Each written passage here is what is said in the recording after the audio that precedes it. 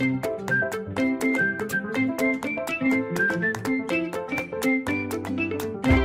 everyone, and welcome to Let's Make a Quilt. I'm Ashley Huff. Over the next half hour, we're going to have a lot of fun. I'm going to teach you a thing or two, and we're going to end up with a quilt made entirely from half square triangles that I'm calling diamonds. While making this quilt, I'm going to show you how to mark and chain piece oversized half square triangles, how to press and accurately square up those half square triangles using your standard square ruler or specialty ruler, and then we'll talk about overall quilt construction and how to make sure all those seams nest. This is a great beginner quilt because it's made entirely from the same unit, but half square triangles is a great unit to master because we're going to use it a lot in the future. But before we can make this quilt, let's go shopping. I'm at Country Loft Quilt in Minnesota, and I'm ready to start shopping for my fabric for my quilt diamonds. For this quilt, we're looking for 2 shades of 2 colors, a light and medium or a light and dark of both. This quilt focuses on an overall design rather than blocks, so I don't want anything too crazy, no prints. We're going for solids or blenders. Let's see what we can find.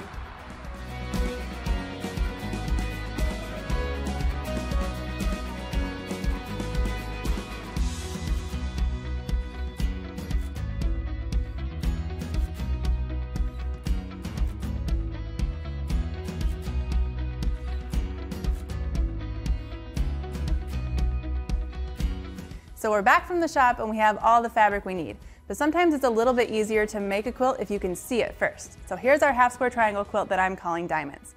So I'm going to show you how to ensure that you get a perfectly square half square triangle, and then I'm going to talk about overall quilt construction and how to nest all the seams. That's from unit to unit and row to row. But then that's as far as I'm going to take it because I don't actually finish quilts. For that, I call in my best friend Penny Barnes, and she is going to do the actual finishing. So when I send you a quilt, what do you do with it? So it's always a great day when the mail lady brings me one of Ashley's quilts because they are so well constructed. So she's going to give you great information on that today. When this quilt arrived, the first thing I thought was how geometric it was. And so my initial thoughts were, oh, I'll just mimic those lines and create a geometric design. But what happens a lot with quilting is you go to put the quilt on the frame and then the quilt says, I don't want to do that. The quilt decides what it wants to be. So with this quilt, I totally ignored the geometric designs and just focused on the fact that she had these great little half square triangles. They measure about 5 inches.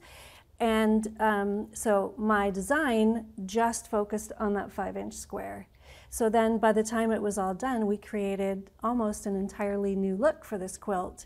So you can still see all your geometric designs, but you can see a great pattern that's a totally different design. Yes, absolutely. Quilting totally changes the quilt. I love the way it looks when it's done. Yes, it gives it life. You did a great job making this quilt, but obviously I can't do my job until you do yours. I guess that means I better get started. So let's make a quilt.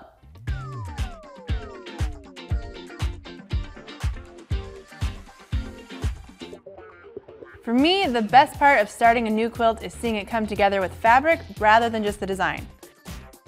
Our fabric is prepped, I've started cutting pieces, the machine and iron are ready to go, so let's get started.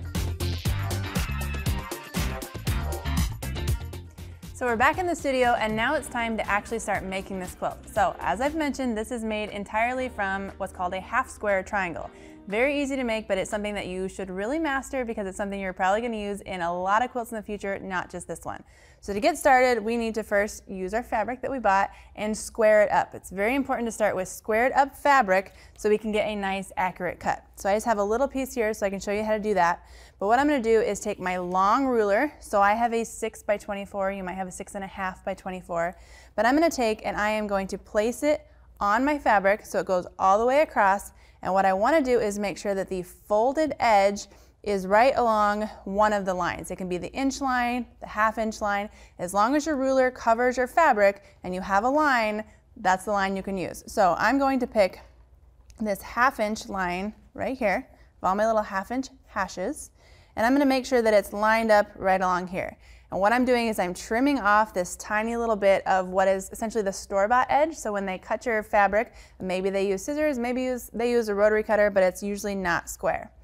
I'm going to cut all along here, but I want to make sure I'm holding my ruler down. So I actually use my entire body, and I'm going to lean on this ruler and use my arm to hold it in place. I'm going to come across here, cut that off, and now I have squared up fabric and I'm ready to go.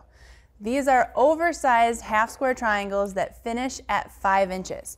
So normally, if I was going to do a finished 5-inch half square triangle, I'd cut a weird 7/8 inch measurement, but I'm not going to do that. I'm just going to round it up to 6 inches. So take my 6-inch ruler. I now have my perfectly squared up edge, my straight edge here, and I can line that up with the edge of my ruler. Again, I'm cutting all across the width of the fabric, so I'm going to use my whole arm again, place it down on the ruler, and I'm going to cut. So I have a 6-inch strip, and now I need 6-inch squares. When you're cutting your squares, you always want to start cutting from the selvage edge first. So this is our fold, this is the selvage edge.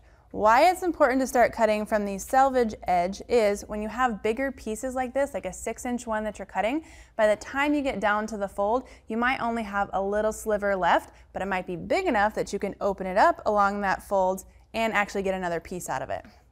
So I'm going to again square up this edge. So I have the top and bottom lined up on my mat, and I want to just cut off this selvage. So I'm going to get about 1 inch, and I'm just going to cut it off.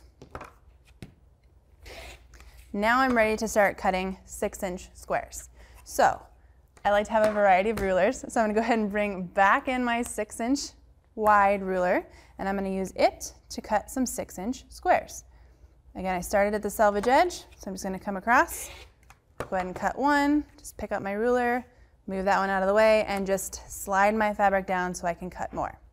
Now there is a complete pattern that is available that goes along with what we're doing here in terms of instruction, but you can download that and it'll give you complete step-by-step in terms of telling you exactly how many 6-inch squares of each color you're going to need to cut. So this is why I'm saying you want to start at the selvage edge and work your way to the fold, because this you could actually open it up and use as another piece. So we don't need that now, but I'll just set it aside.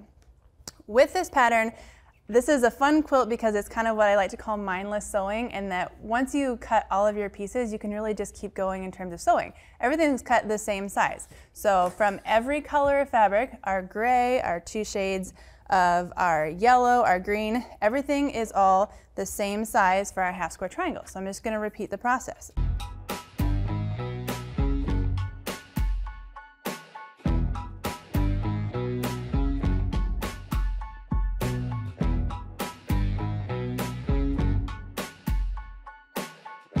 So we're going to mark the wrong side diagonal line from corner to corner. This is a solid fabric. It pretty much looks the same on the right and the wrong side. I'm not worried about that. This obviously has a little bit of a print to it, so I want to make sure I'm marking on the wrong side. So I'm going to take my square, take a ruler. This is again yet another ruler, but you need to make sure that your ruler is long enough that you can go from corner to corner. So I'm going to line it up. There's one corner here, another corner here, and I'm just going to draw a line. Now when I'm drawing a line, I want to make sure that I'm holding my ruler pretty close to the edge so that the actual tip of my pencil isn't snagging the fabric and bunching it. I want to make sure that it's a nice, accurate line. So I drew it pretty dark, so I'd make sure you could see it.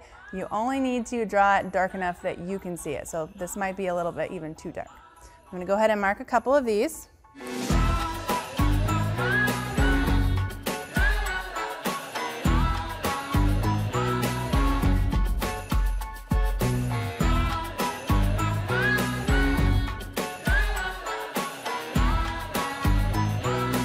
Now we're going to put our squares together, right sides together. So I have my marks right here, and I'm going to go ahead and line these up, and I'm going to go ahead and pin. Normally, if it's a little bit smaller of a square, you wouldn't have to, but I like to do everything in stages, so I would have all of my half square triangles that I need in this big stack. So it's a little bit easier to manage those if they are all pinned. So I'm just lining them up, right sides together. Put a pin, flip it around, make sure all of your edges are lined, and go ahead and put a pin. Just do this with all of the squares that you've cut and marked. Right, like so. And we'll do one more because I'm going to show you how to sew these using a method that I like to use, which is chain piecing. So when you're chain piecing something, that means that you are going to piece together a long chain of pieces or units It saves a little bit of time, it saves a little bit of thread because you're able to do things a little bit quicker, and I think it's just a really fun thing to do. So with our half square triangles that are now put together, we have our line down the center, and we are going to be stitching 1/4 inch on both sides of that line.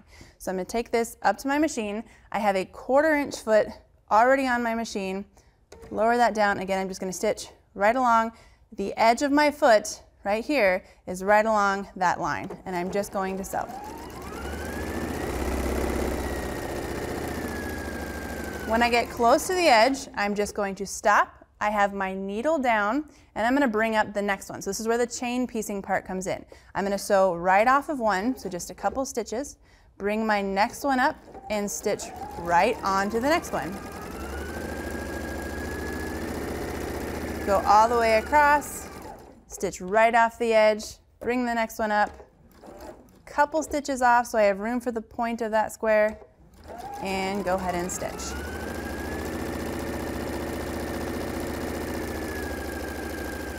Right off, bring the next one up, and just stitch right along that line. So you would just do that over and over and over again. For every single half square triangle you have, you're going to need to chain piece all of them together. When you get to the very end of all of your squares, I'm going to go ahead and stitch all the way off. I'm going to go ahead and raise my needle, I'm going to raise my presser foot, and then I'm going to take everything off and just spin it around, because again, we need to stitch 1/4 inch on both sides of that line. So however big of a pile you have, just bring it right around. I'm holding my thread back out of the way, and now I'm just going to spin it around and do the exact same thing. So I'm stitching 1/4 inch away from that line. And as I'm sewing with this one here, I'm kind of holding the next one up and getting ready to go. So since they are chain pieced together, we have this little thread chain that's holding it, so it's going to automatically pull up that next piece. We just want to make sure that we are straight when we stitch off of one right onto the next. Again, get that next one ready, stitch right off of one, right onto the next. Right off that one and right on to our last one. And again, just keep doing that over and over again until you get through all of your half square triangles. Once you do that, you have this long chain of pieces that are together, and we need to cut them apart. So I like to just take my snips, I'm going to come in here, cut them apart, and I like to stack them right on top of one another. So again, you would have a lot more of these pieces if you're making all of them at once, which I recommend you do, but you're going to stack everything together, right like so, clipping them apart. And then this makes it a little bit easier to pull out all of your pins, because they're right here at the edge, and you should be able to just kind of grab as many as you can at once and pull them all out at the same time. If they're a little further down, you can kind of just flip through, find the head of that pin, and pull them out. Now that you have all of them stitched, it's time to cut them down the center on that line that we marked. I'll just do one to show. You can use a ruler if you want, or you can just freehand. I'm just going to freehand right along the line, like so. And now it is time to press and square these up. So this is where the fact that they are oversized comes in a little bit handy, especially if you have never done half square triangles before. So what we're going to do is I'm going to bring in my pressing mat in a minute, and I'm going to press this open, and then we need to square this to 5.5 inches. Now, we cut them oversized at 6, so you should be trimming a little bit off of this. If you're not, you definitely want to check your seam allowance and make sure you weren't stitching more than 1/4 inch away, because you want to be trimming a little bit off. So I'm going to bring in my pressing mat, right like so. And the first thing I'm going to do is what's called setting the seam. So I'm just going to take my iron, set it on that seam, and let it sit. So all I'm doing is really pressing the fibers of the thread down into the fibers of the fabric. Once I've done this, I'm going to press towards the gray. I'm going to do this because the gray is the color in every single half square triangle, and I just want to be consistent. So I have the gray on top, I've already set the seam, and all I'm going to do is fold this up, use my fingers first to press from the center towards the outside, get it folded over, and then I can come in with my iron and actually press it flat. Like so, and then do that again with every single one that you've made. So always set your seam first, have the gray on top, so you can press towards the gray. Use your fingers to fold it open first, then come in with your iron and give it a good press. Once you have all of them pressed, now we can square them up. So I mentioned that I'm going to show how to do this using a standard square ruler and a specialty ruler. So here is my standard square ruler. I like to use the rulers that have a little bit of grip on them. That's an Omni Grip ruler. And our specialty ruler that I'm going to show is what's called a block lock ruler. So this is one that actually has a channel here that holds your seam allowance and locks onto it. It just makes it a little bit easier to square it up if you're having problems with your ruler slipping. Not a necessity, but does make this quilt go a little bit easier. But I'm going to show both. So here is one of our half square triangles that we need to square up to 5.5 inches. What I'm going to do is I'm going to lay my ruler on my half square triangle with this center line. There's a diagonal line on the ruler. It needs to be exactly on the center of that seam we just did. Once it is, I want to make sure that I have a little bit of fabric showing on both sides of the ruler that I'm going to trim away. And I want to make sure that my 5.5 inch line here, there is fabric extending beyond it. What I don't want to do is actually accidentally trim too much off of two different sides that I now make it to where I don't have enough that it can be 5.5 inches. So once I know that I'm there, I'm going to hold it and come in and trim. When I'm holding a ruler, whether it's a grippy ruler or not, I always have my pinky finger off the edge, and that's going to help that ruler from shifting or moving where I don't want it to go. So trim that. We have our little pieces, brush them aside, flip this around, and now those two perfect edges that we just cut get lined up on the 5.5 inch line of our ruler. The diagonal should still be going down the center, and we should still have just a tiny bit to trim off of both sides.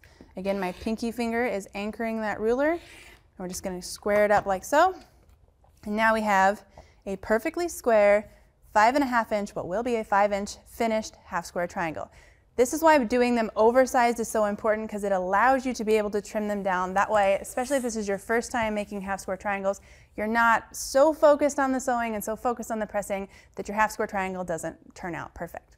Now, if you're going to do that with your specialty ruler, what you're going to do is essentially the exact same thing. We're going to place this on our square, and we're going to do it until we feel the ruler lock onto the seam. So you're going to feel that as soon as it gets on that seam, it won't move. We're going to do the same thing where it's now locked on the seam in the center. I have a little bit on either side. It extends beyond the 5.5 inch line.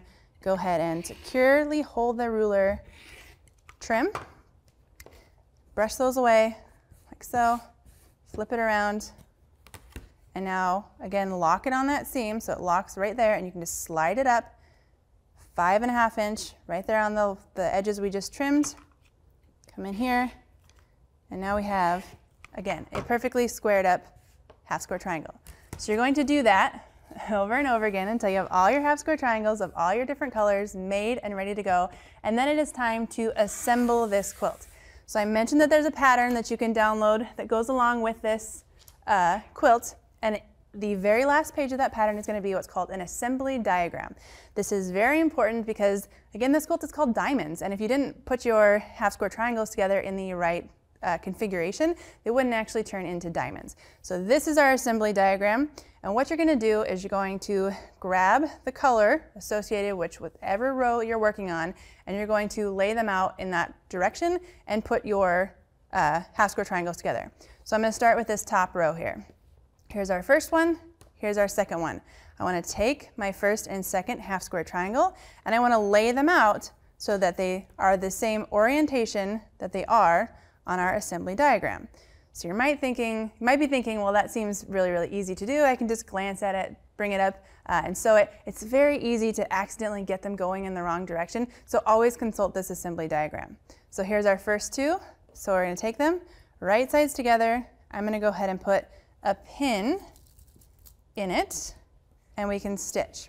Now, when I'm going to take this to my machine to stitch, I only have that one pin in the middle to just hold them so they don't move.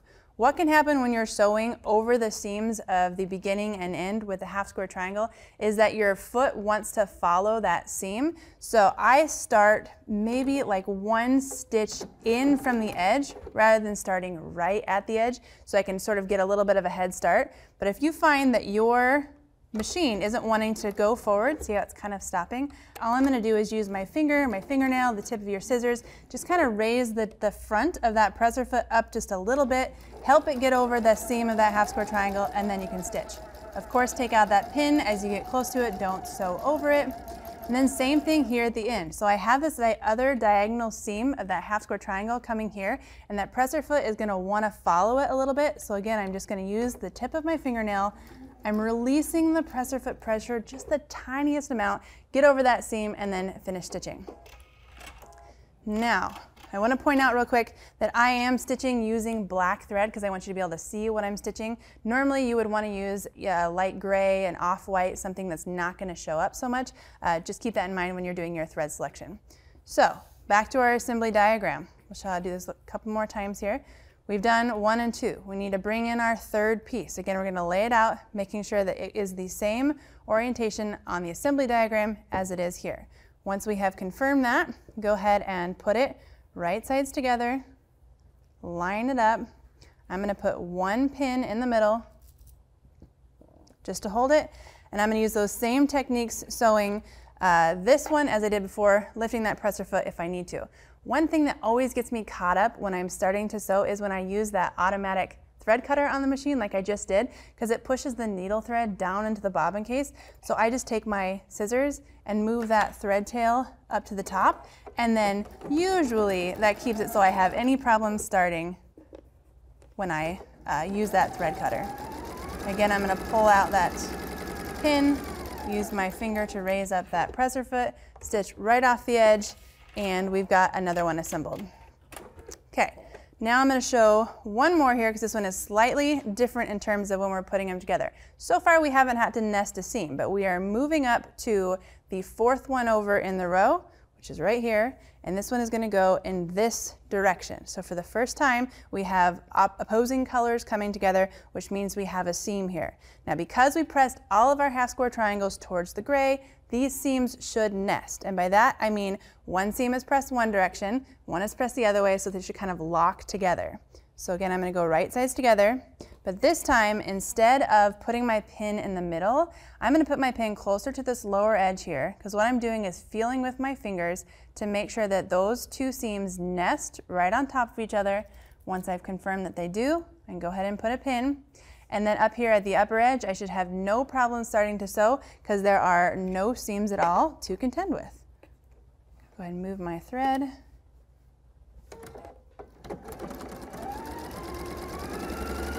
I'm going to sew up to my pin and take it out. My seam should still be nested, and as I sew up to this seam allowance, I want to make sure it stays going in the direction that it is, that the presser foot doesn't accidentally push it going the other direction. Lift the tip of that presser foot and sew right off the edge. So that's how you're going to nest your seams when you get to that area here on the assembly diagram. The next one, we have again a slightly different assembly in that now, rather than having the same colors coming together at a slant, we have the same colors coming together to create the top point of a diamond. We have our seams here that will not automatically nest. Now you're probably thinking, well, why didn't you have me press some of these seams to the yellow then, or to a different direction? And that's because I didn't want this pattern to be too tedious. I wanted you to be able to just go through all the steps, pressing all of the half square triangles towards the gray. So on the couple, there's only a few that you have to do this on, that don't nest. I'm going to take it and I'm going to fold it, again, right sides together. I'm going to come in here with my snips, and about an inch or so down, I'm just going to snip into that seam allowance, and I'm going to fold this seam allowance the other direction. So I'm going to fold it towards me, or towards this yellow fabric, and now those seams nest. I can take a pin and I can hold that newly nested seam allowance together, and now I'm ready to sew this one. So I'm starting up here at the top where it is the bulkiest, but I'm going to use my pin to help me get started. So I know that my pin is a good 5 or 6 stitches away from the edge, so I know that I can hold this pin and do a couple stitches right up to it before I have to take it out And now I can stitch all the way down this seam, cut my threads, and I'm ready to go. So you're gonna repeat this a lot, but those are the three basic ways that you're gonna be putting it together. How you start and stop when it's on a diagonal to avoid getting stuck on those seam allowances. How you start and stop when the two opposing colors come together so you nest those seams. And how you start and stop when you're creating the points of that diamond so you have to actually make those seams nest. Now I'm just gonna kind of rinse and repeat and keep doing this until I get this whole top row done, and then I'll come back and show you how to actually put the rows together.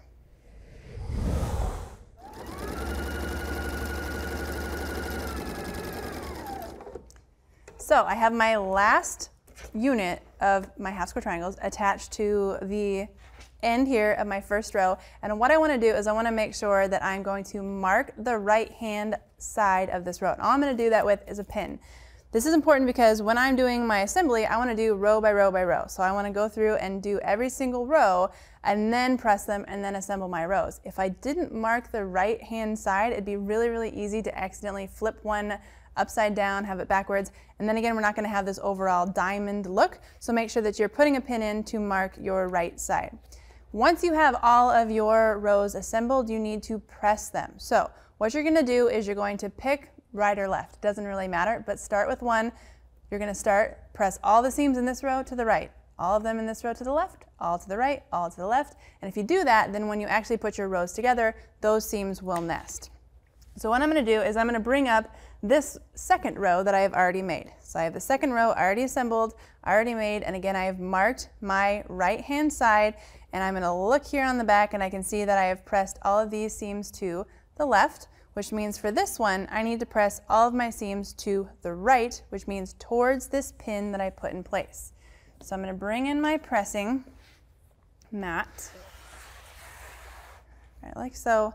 And here's my pin, so I want to press all of my seams towards the pin. And you're going to just have to figure out which way is easiest for you to do this, if it is to push to the right or the left, or I like to press either towards myself or away from myself. So I'm going to take and lay out my pieces so that here's my pin, this is to the right, I'm now pressing my seams away from myself. So I've used my hand or my fingers to kind of push them that way first, pressed it away, I'm just going to keep moving my way down my whole row.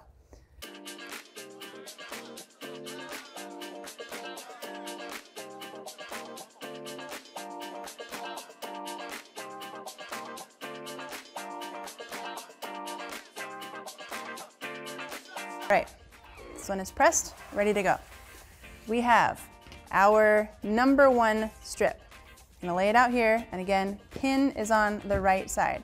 We have our number two strip. We're going to lay it out, again, making sure the pin is on the right side, and making sure, this is going to sound trivial, but making sure that number two is below number one. Don't accidentally bring it in and then put it on the top. You want to make sure you're going in the right order. So you should start seeing your lines come together. You can always refer back to your assembly diagram to make sure that everything is going in the right direction, but we're going to now assemble our rows together. Right sides together, and all of our seams should nest. So these seams nest nicely. The only thing you want to take into consideration is that we do still have these points of our half square triangles that we don't want to lose them, meaning we sew more than 1/4 of an inch, and we don't want to have a gap between them, meaning we sew less than 1/4 inch. So make sure that you're aligned not only with your nested seams, but the edges of your fabric are aligned, and then always make sure that you have that accurate 1/4 inch seam allowance. So I'm going to work my way along, just using my fingers. I'm kind of sliding the fabric between them, making sure they're nested, and I'm putting in a pin. When I am pinning nested seams, I like to always pin the seam that you're going to hit second. By that I mean the one on the bottom is going to the left, so you're technically going to sew over that one first. So I want my pin to be in the seam that I'm going to sew over second. That way, by the time I get to it and I'm at that pin to remove it, I've already made it to this seam. So when I take the pin out, it's really not holding that nested seam anymore. I've already stitched it in place.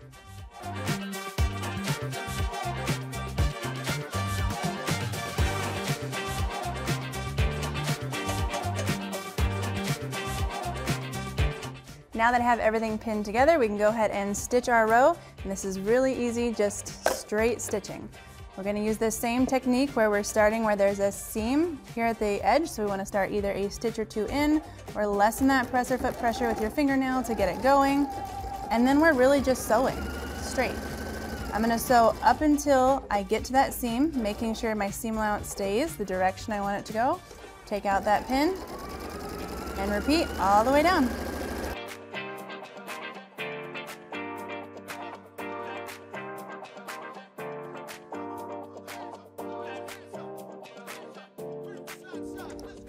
Once you have the first two rows together, you're going to just repeat over and over again, always referencing that assembly diagram to make sure that you're putting the correct row on in the correct way.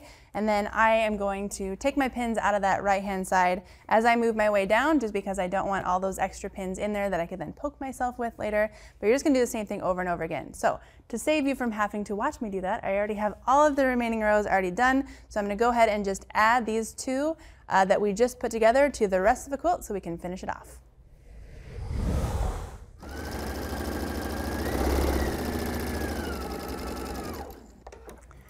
There's nothing more satisfying than finishing up the last seam of a quilt, cutting that thread, and knowing that your quilt top is finished. So now we have all of our half square triangles together, our diamonds quilt top is finished, and now it's time to hand this off to the professional and let Penny work her magic, making this beautiful with quilting and getting it finished.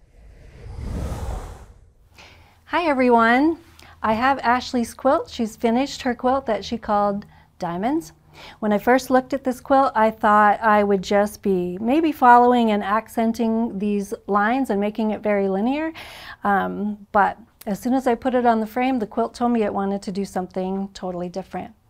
I just want to give you a few tips for your backings. When you're choosing backings for your quilt, there are all kinds of wide backs available these days, all colors, all designs, a lot to choose from.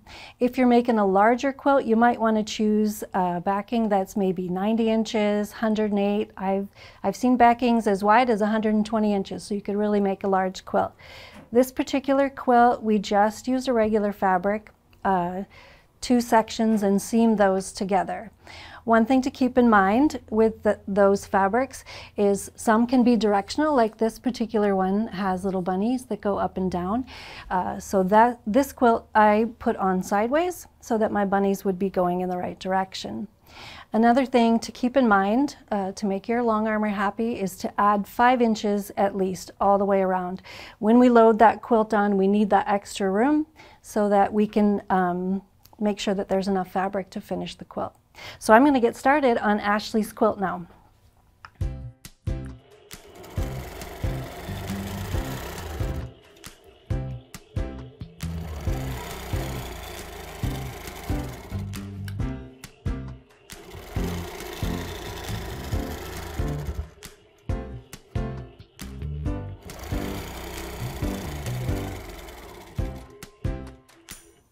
As you can see with this quilt, I'm ignoring her lines altogether. I'm focused on these little 5-inch finished squares.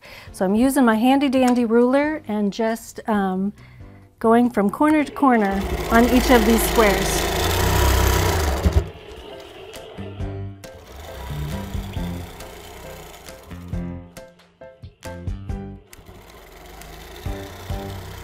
I use the ruler on this because I want these lines to look more precise. If I tried to freehand that, it would probably turn out a little bit wonky, which, as we all know, is a professional quilting term, wonky. But yeah, the ruler helps keep me steady and keeps me going in the right direction.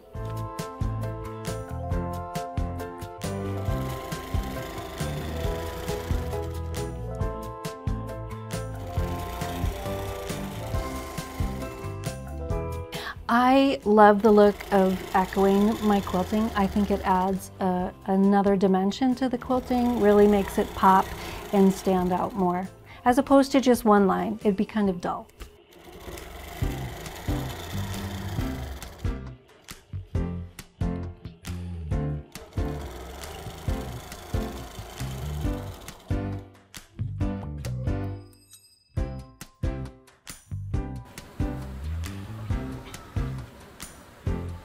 All right, as you can see, I've got this great little curved diamond shape going, but there's too much space in the middle.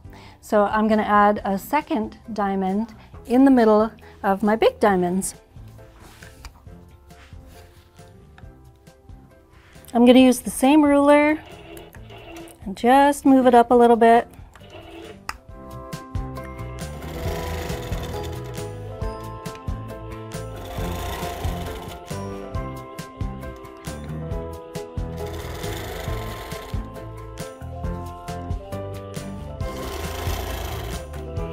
And then I'm going to echo that one as well.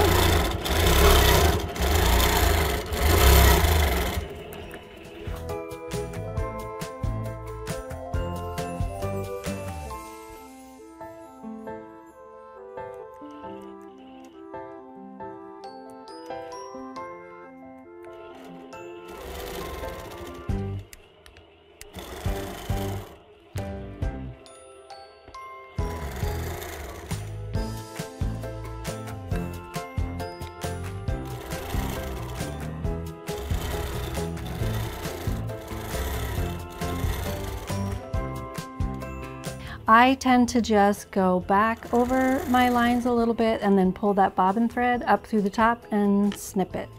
There are some people who really like to bury all their threads, but I don't have that much time in my life, so I'm going to do it as easy as possible. So that's the last little diamond on this row. Okay. Now, obviously, I don't have the quilt finished yet, but I'm gonna roll it forward, keep going so I can get this quilt done, and I'm so excited to get it back to Ashley because I know she's gonna love it.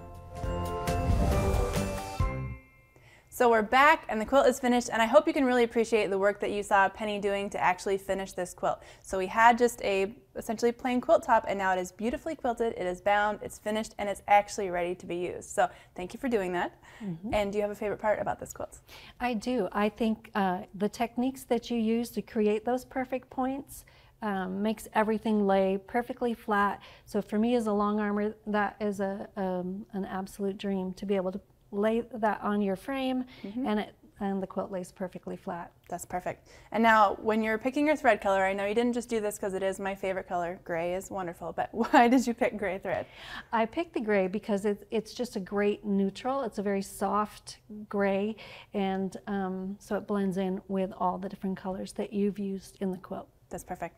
Now, when we were doing the assembly, I used chain piecing because it is my absolute favorite piecing method, but you kind of did a version of that with this quilt, right? I did, yep.